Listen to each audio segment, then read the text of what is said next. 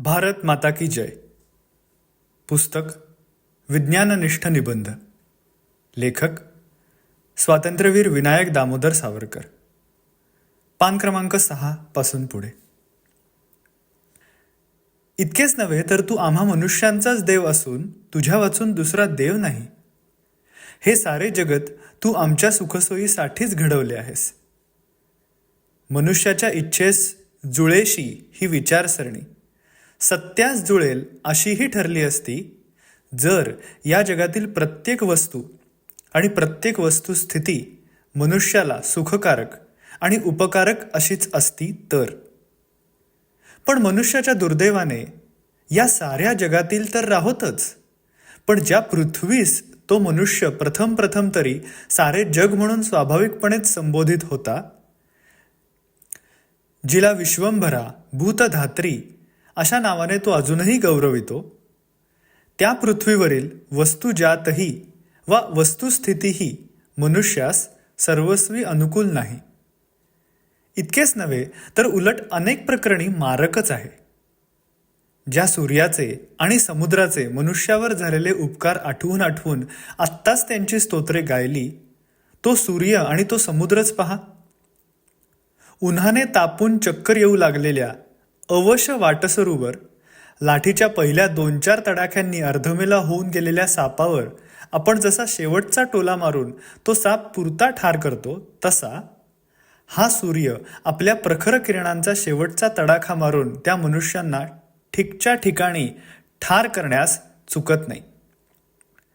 ज्या भारतात त्या सूर्यास लक्षावधी ब्राह्मण सकाळ संध्याकाळ अर्घ्य देण्यास उभे असत, त्याच भारतात त्या धर्मशील काळीही दुर्गादेवीच्या दुष्काळाचा सुकाळ करून 12 वर्षे आपली प्रखर आग सारखी वर्षत लाखो जीवास जिवंत भाजून काढीत हा सूर्य आला आहे.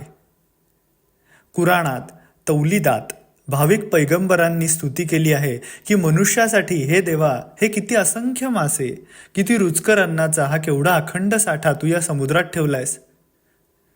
पण तोच समुद्र मनुष्यास जसाच्या तसाच गिळून पचवून टाकणाऱ्या अजस्त्र सुसरींना आणि प्रचंड हिंस्त्र माशांनाही तसेच निःपक्षपातीपणे पाळत आहे.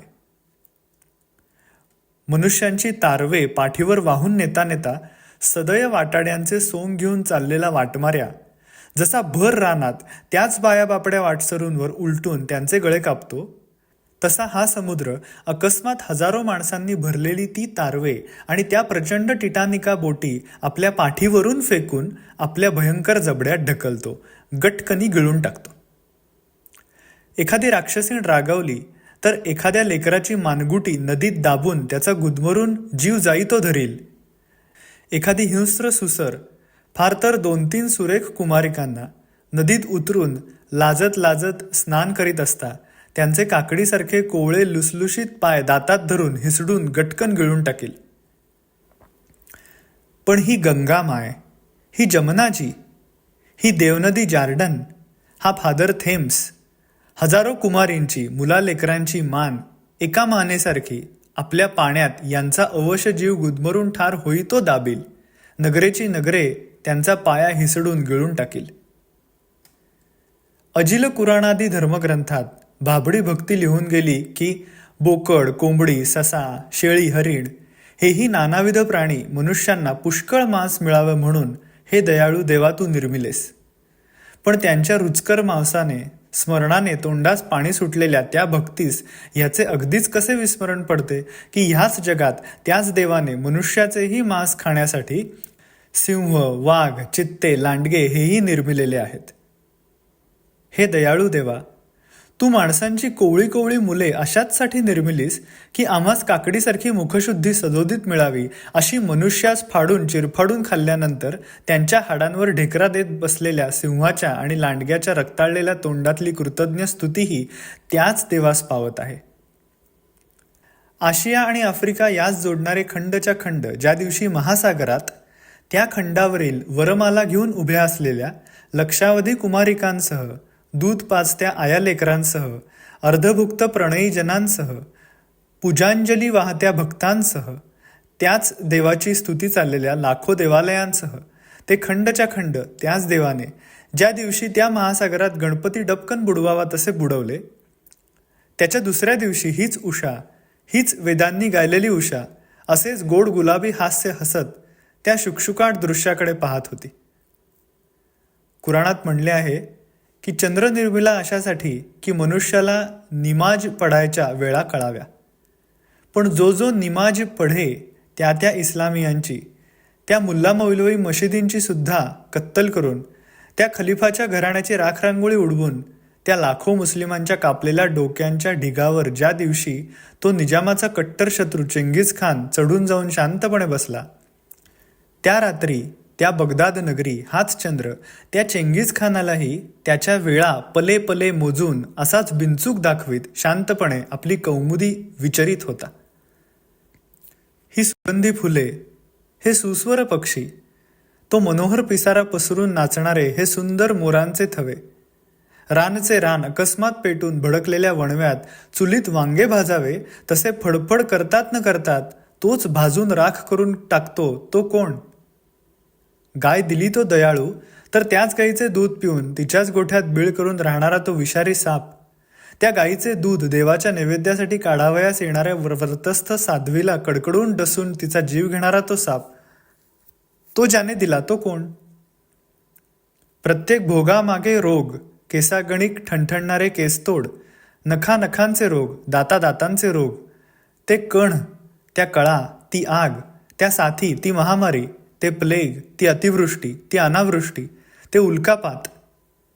जिच्या मांडीवर विश्वासाने मान ठेवली ती भुईच अकस्मात उलटून मनुष्यांनी गजबजलेले प्रांतच्या प्रांत पाताळात जिवंत पुरून गडप करून टाकणारे ते भूमिकंप, आणि कापसाच्या राशीवर जळती मशाल कोसळावी तसे या पृथ्वीच्या अंगावर कोसळून एखाद्या गवताच्या गंजीसारखी भडभड पेटवून देणारे ते दुष्ट धूमकेतू, ते कुणी केले?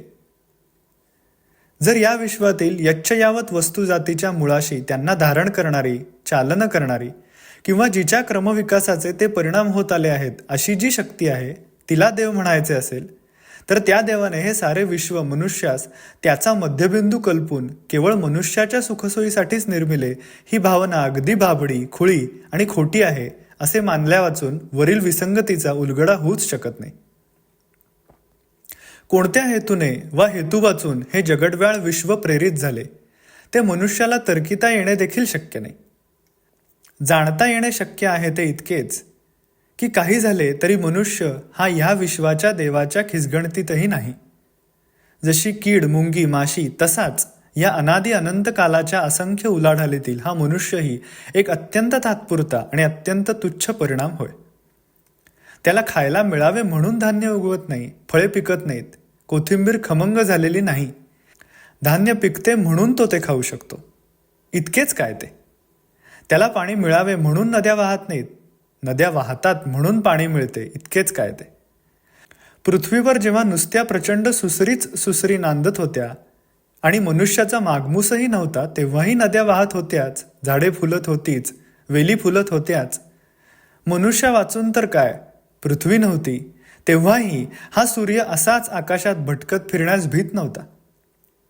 आणि हा सूर्यही जरी त्याच्या साऱ्या ग्रहोपग्रहांसुद्धा हरवला, एक काजवा मेला तर पृथ्वीला जितके चुकलेसे वाटते तितके देखील या सुविशाल विश्वाला चुकलेसे वाटणार नाही. या विश्वाच्या देवाला एक पलाचेही सुतक असे 100 सूर्य एखाद्या साथीत एका दिवसात जरी मरू लागले तरी धरावे लागणार नाहीत. इथून पुढचा भाग पुढच्या ऑडिओमध्ये ऐकूया. भारत माता की जय.